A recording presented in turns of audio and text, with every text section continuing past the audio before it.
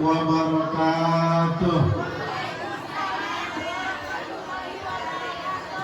Alhamdulillah wassalatu wassalamu ala Rasulillah. La haula wala quwwata illa billah. Amma ba'du. Rabbi shrah li sadri wa yassir li amri wahlul 'uqdatam min lisani yafqahu qawli. Shadaqallahu 'azim. Yang saya hormati dan saya muliakan Ketua Yayasan Nurul Yakin Bapak Haji Munawir SPD beserta jajarannya. Yang saya hormati dan saya muliakan Kepala RA Nurul Yakin Ibu Hajah Wahidah SPD, rekan-rekan Dewan Guru yang hebat luar biasa, tetap semangat mendidik dan mengantarkan anak-anak kita. Mudah-mudahan semangatnya nggak kendor nih ibu sekalian.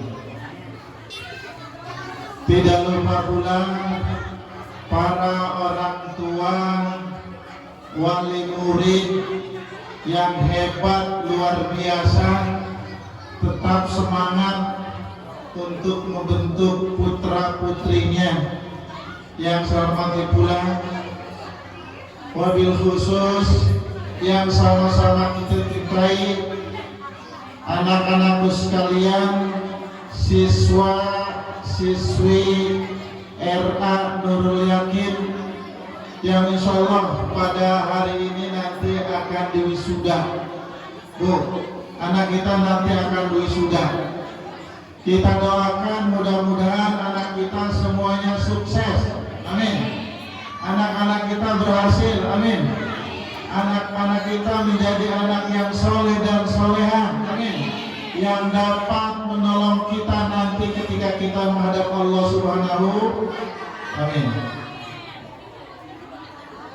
Pada kesempatan ini, pertama saya berikan apresiasi yang setinggi-tingginya kepada seluruh sivitas akademika RA Nurul Yakin, mulai dari yayasan, kepala RA, guru, kemudian juga POMG yang begitu kompak dan luar biasa untuk menyelenggarakan acara ini.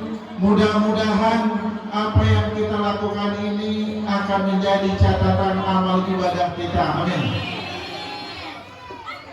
Yang kedua,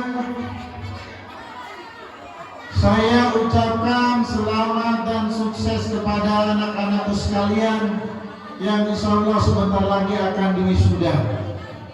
Mudah-mudahan ini bukan wisuda yang pertama dan yang terakhir, Bu, ya. Mudah-mudahan ini sebagai tonggak awal anak-anak kita di dalam menempuh cita-citanya, sehingga nanti bisa diwisuda di tingkat yang lebih tinggi, kalau perlu sampai ke perguruan tinggi, amin. Kita doain anak kita nih, karena ini aset kita, penerus kita, orang tua yang nanti akan melanjutkan perjuangan kita. Makanya pendidikannya terus kita support, kita dukung, kita doain jangan sampai putus di tengah jalan. Ibu-ibu sekalian berbahagia, kayaknya ini udah ngebet-ngebet banget nih mau ngasih apa namanya buket ya. Ya udah ngebet nih pengen ngasih buket. Saya bicara dulu sedikit, Bu, ya. Tolong didengerin. Sebab saya lihat ini ibu-ibunya luar biasa Pak Haji nih. Ibu-ibunya rata-rata hampir 100% ini ibu-ibu milenial. Ya, ibu-ibu milenial semua ini.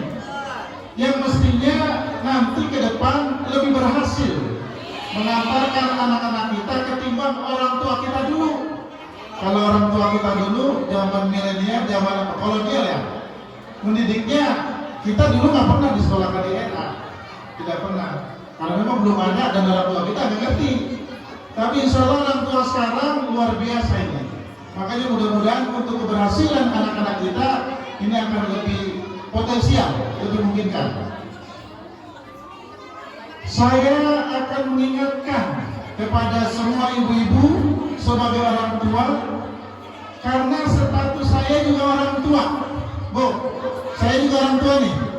Saya punya anak di rumah, sama sekolah juga. Anak ini punya kedudukan, Bapak Ibu sekalian. Di dalam agama kita, anak ini punya kedudukan. Dan kita orang tua, terutama ibu-ibu harus tahu dan paham apa kedudukan anak kita di tengah-tengah keluarga menurut agama Islam. Ini penting sekali agar nanti anak-anak kita tidak salah didik.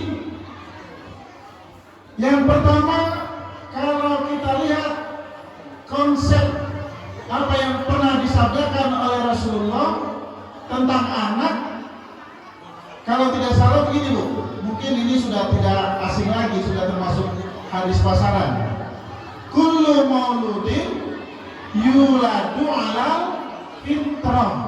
Bu, kullu mauludin yuladu ala fitrah.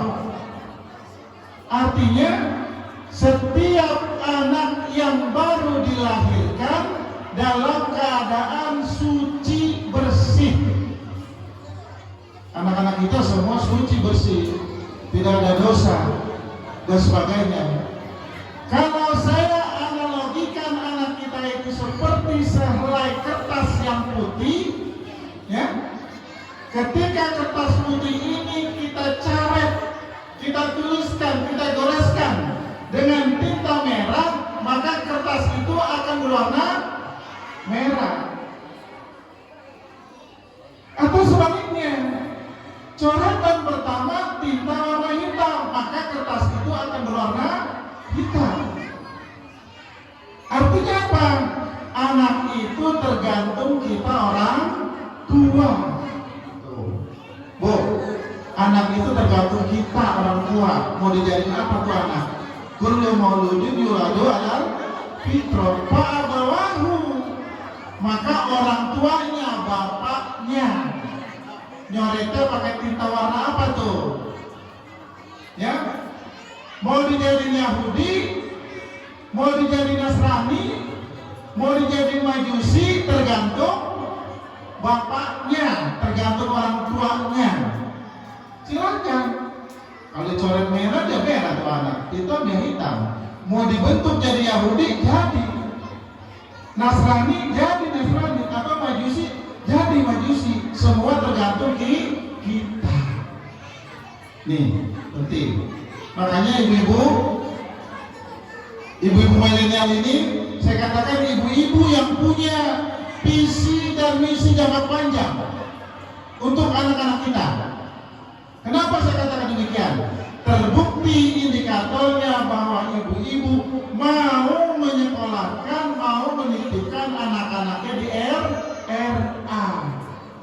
Artinya nih, kalau anak-anak ibu dititipkan di RA, ini salah satu indikator coretannya coretan bagus nih, ya, coretannya coretan bagus. Karena anak itu tergantung kita orang tua. Kenapa saya katakan ibu ini visioner, punya visi misi jangka panjang? Kita lihat nanti kedudukan anak kita dalam agama Islam. Yang pertama, anak itu adalah amanah. Bu, amanah anak itu titipan. Yang namanya barang titipan, suatu saat akan diminta pertanggungjawaban. Itu barang titipan dipelihara enggak? Anak kita dididik enggak? Didiknya didik apa? Diajarkan agama enggak? Bisa ngaji enggak? Melaksanakan sholat enggak? Kalau itu tidak dilakukan, maka nanti kita orang tua akan bertanggung jawab. Berat nggak Bu jadi orang tua? Bu, berat nggak jadi orang tua? Berat. Jangan dianggap enteng jadi orang tua. Ya, walaupun di sisi lain anak itu sebagai anugerah. sebagai nikmat yang diberikan kepada kita.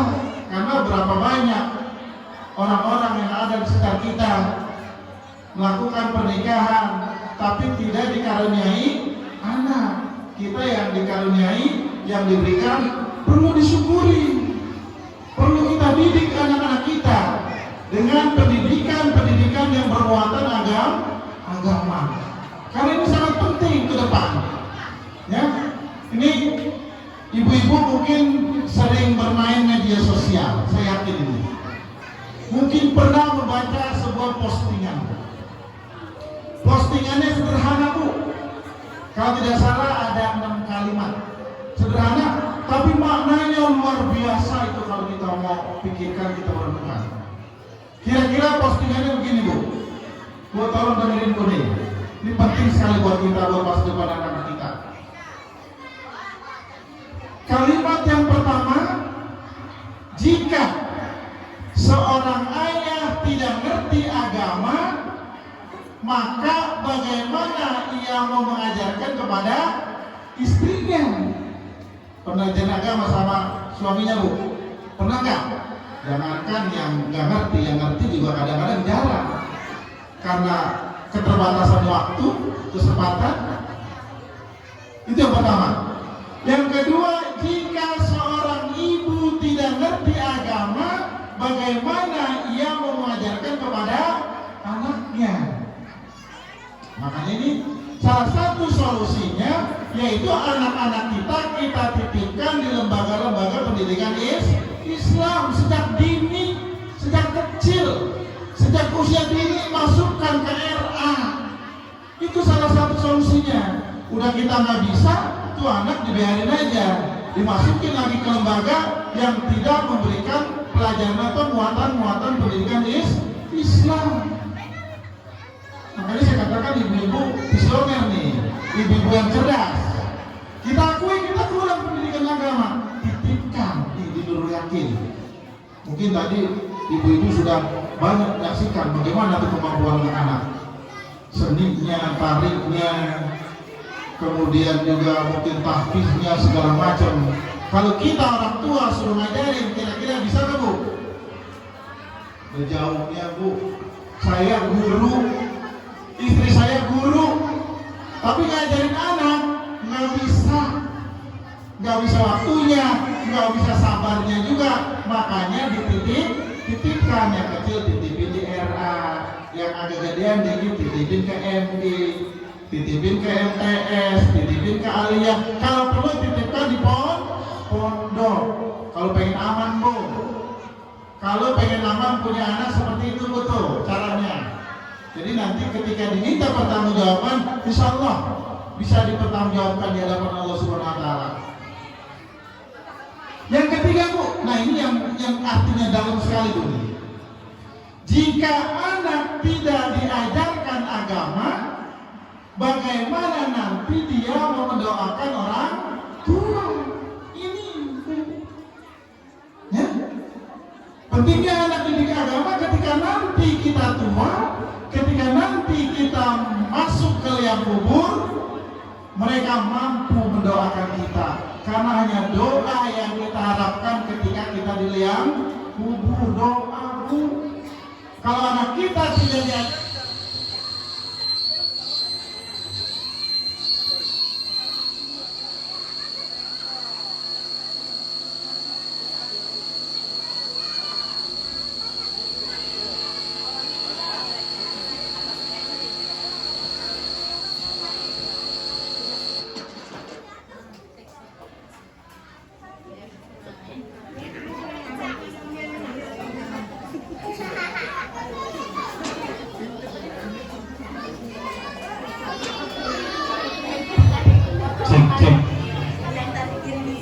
sampai mana tadi, Bu, saya ngomong lupa tuh gara-gara story.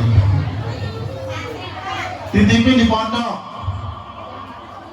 ya. Tahu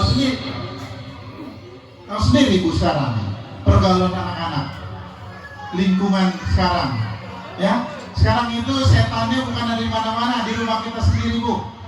Bu, setannya ada di rumah kita sekarang mah, di kamar. Nih, terutama nih, Ini jangan dikira tidak bahaya buat anak-anak kita. Memang enak anak itu dikasihnya anteng, tenang, ibunya juga bisa fokus, ya. Tapi dampaknya perlu kita pikirkan. Ya? Makanya pentingnya pendidikan agama itu. Sebab kalau dia tidak ngerti agama, jangankan doain kita, nanti mungkin berdoa untuk dirinya sendiri juga tidak, karena tidak ngerti. Ya, itu seperti itu Bapak sekalian. Makanya besok nih yang keluar dari RA, kalau perlu lanjutinnya ke MI. Kenapa harus ke MI? Supaya nyambung. Apalagi anak-anak kita yang sudah memiliki kemampuan hafalan Qur'annya, tahfiznya. Kalau nanti masuk sekolahnya tidak linier, nggak nyambung, kasihan, sayang-sayang itu hafalannya hilang.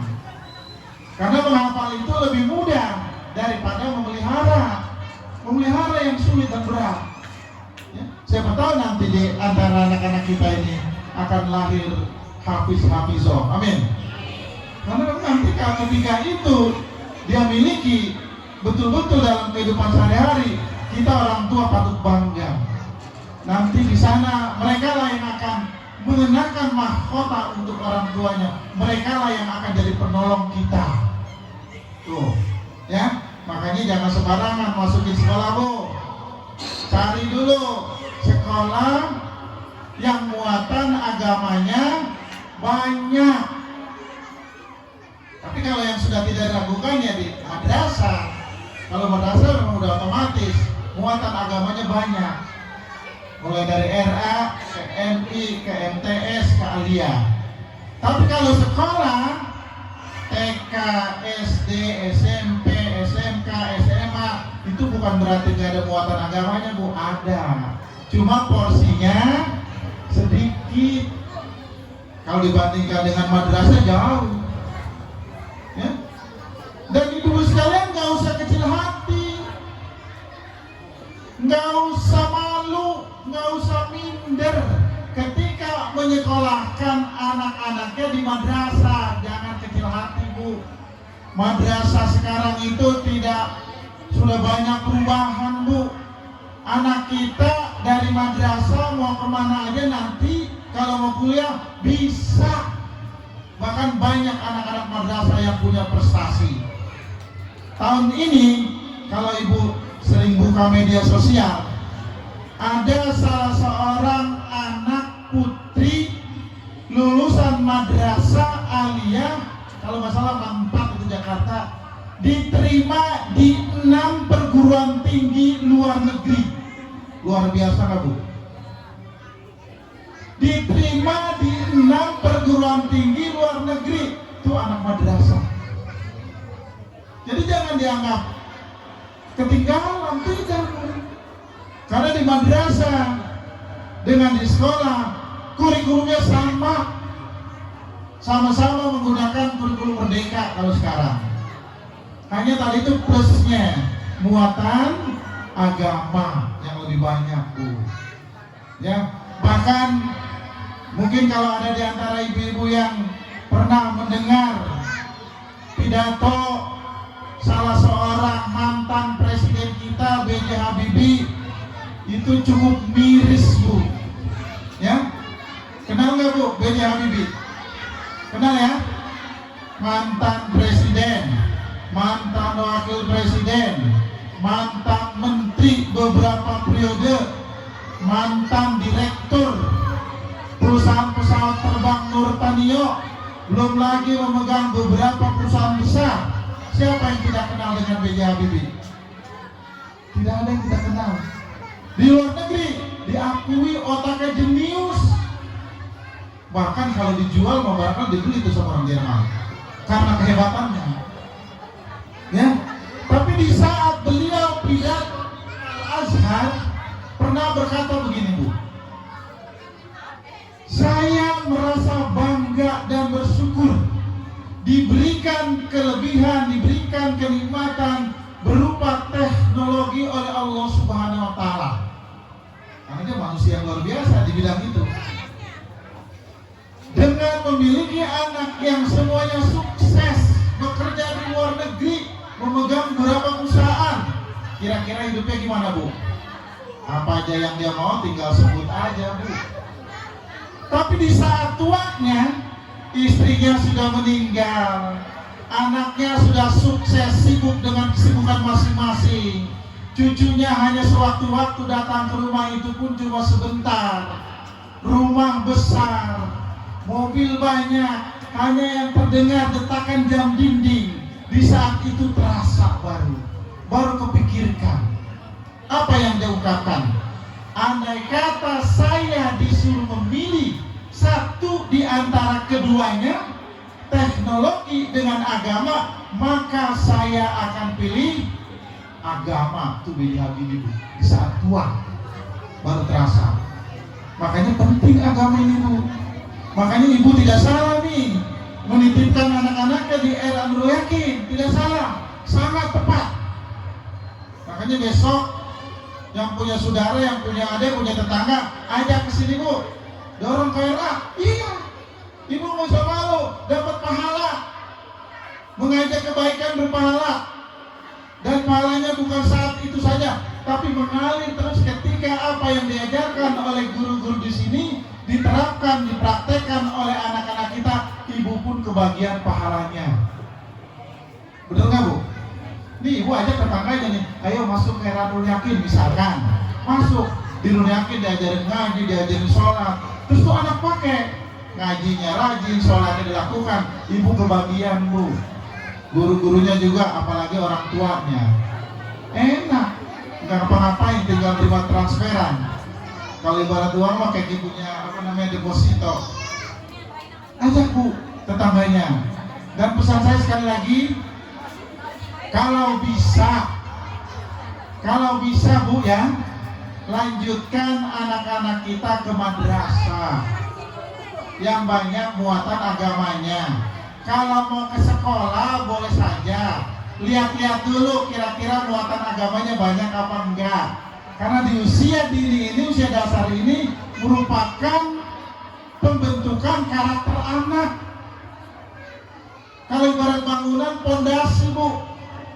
Kalau pondasinya kuat, kokoh, insya Allah bangunan akan berdiri tegak dan tidak akan kokoh, walaupun diterpa badai, angin, hujan, sebagainya. Karena pondasinya sudah kuat. Tapi kalau pondasinya pas-pasan, jangankan badai, baru angin dikit-dikit aja udah miring. Anak juga begitu, Bu. Karena ke depan tantangan kita mendidik anak yaitu lebih berat dan lebih besar. Oleh karena itu, salah satu benteng pertahanannya, antisipasinya adalah pendidikan agama. Mulai dari RA, MI, MTS, MA, kalau perlu titik di pondok, insya Allah berkabung. Jangan takut nyekolahkan anak di madrasah, jangan takut masuk kanan pondok. Insya Allah, saya ikut pengajian di salah satu pondok pesantren di Basmol, kata Pak Kiai begini, kalau anak kita dititipkan di pondok, di sekolah agama, insya Allah rezekinya ada, ketemu. Dan saya rasakan sendiri Pak Haji Munawir. Iya, anak saya ada 5, Bu. Semuanya saya masukkan ke madrasah, saya wajibkan pondok. Mau nggak mau harus pondok. Kalau nggak mau pondok silakan sekolah sendiri. Itu saya seperti itu, Bu. Dan alhamdulillah ketemu rezekinya, Bu. Sampai pada kuliah ketemu. Kalau dihitung-hitung pada dari gaji, pakai kalkulator yang mana juga nggak bakal ketemu itu, Bu. Penghasilan kita sekian, anak mondok sekian kali sekian, nggak ketemu. Tapi udah waktunya nggak tahu ketemu aja itu. Karena kalau mondok biayanya tahu sendiri kan ya. Nah, mungkin yang punya anak mondok sudah merasakan. Tapi insya Allah jangan takut, jangan khawatir. Setiap anak itu ada rezekinya, apalagi pendidikannya pendidikan agama, insya Allah ketemu dan berkah buat kita orang tuanya. Barangkali itu saja Bapak Ibu sekalian yang dapat saya sampaikan. Mohon maaf kalau kepanjangan ya. Mohon maaf sekali lagi atas segala perhatian. Saya akhiri billahi taufiq wal hidayah. Wassalamualaikum warahmatullahi wabarakatuh.